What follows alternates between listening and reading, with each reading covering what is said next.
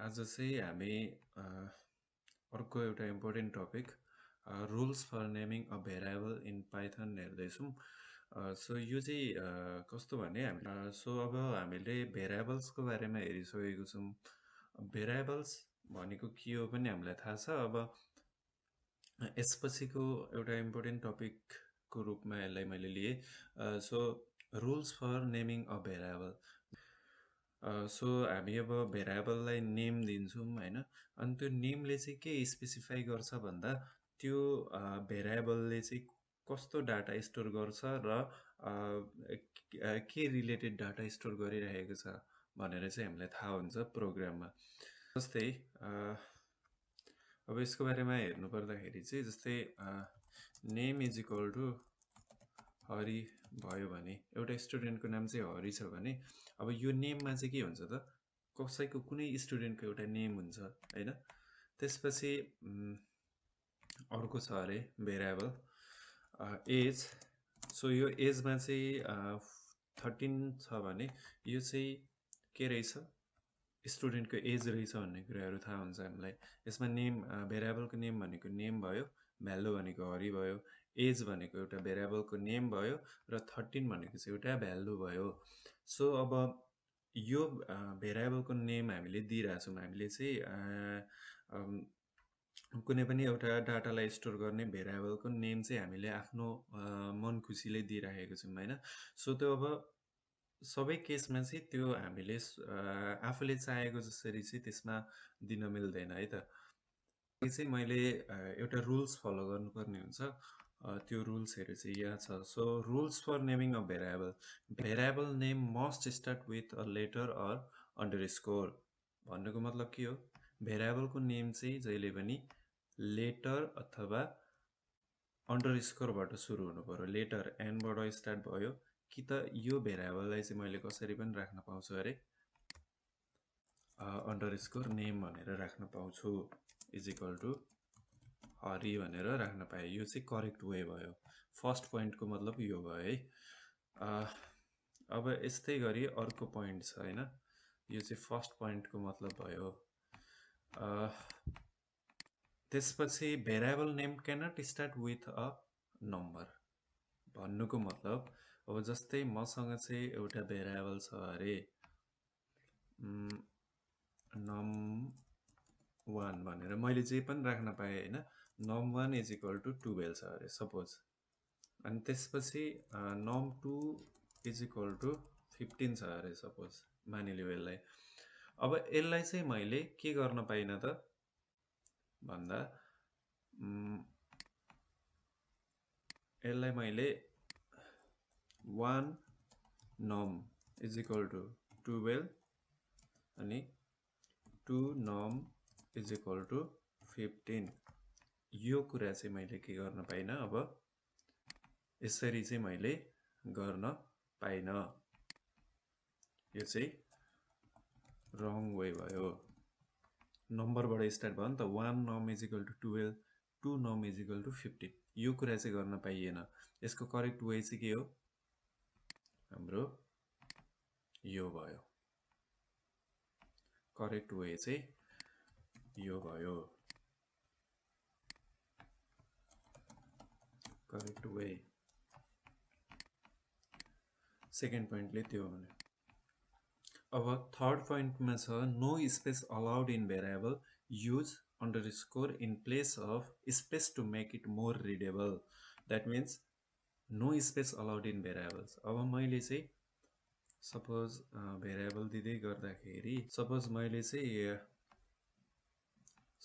चाहिँ variable define गर्दैछु है एउटा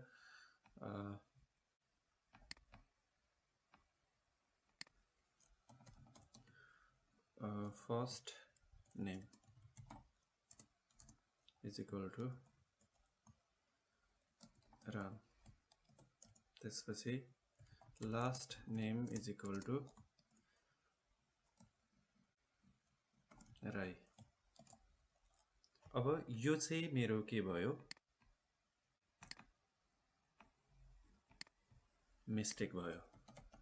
यो चाहिँ रङ वे हो है, रङ वे अफ डिफाइनिङ भेरिएबल भन्छ यसलाई। किन भन्दा हामीलाई यहाँ रुल्समा के भनेको छ no space allowed in variable अथवा भेरिएबल्सको नेममा चाहिँ स्पेस अलाउड हुँदैन। यसमा फर्स्ट नेम भनेर फर्स्ट पछि एउटा स्पेस आयो नि त, सो यो स्पेस कहिले पनि दिन पाइँदैन। अब यसको बदलामा के गर्नु पर्यो, स्पेस दिने ठाउँमा कि त भेरिएबललाई फर्स्ट नेम भनेर यसरी दिनु पर्यो और अंडरस्कोर युज गर्ने बीचमा first underscore name is equal to Ram यसरी चाहिँ युज गर्न पाइयो। Last name is equal to Rai और last underscore name is equal to Rai. अब यो चाहिँ हाम्रो करेक्ट वे भयो भेरिएबललाई नाम दिने। Correct way. त्यस्तै गरी अर्को पोइन्टले के भन्छ, do not use Python keyword as variable names. भन्नुको मतलब हामीले सपोज पाइथनको कीवर्ड्स भनेको चाहिँ रिजर्भड वर्ड हो। रिजर्भ वर्ड जस्तै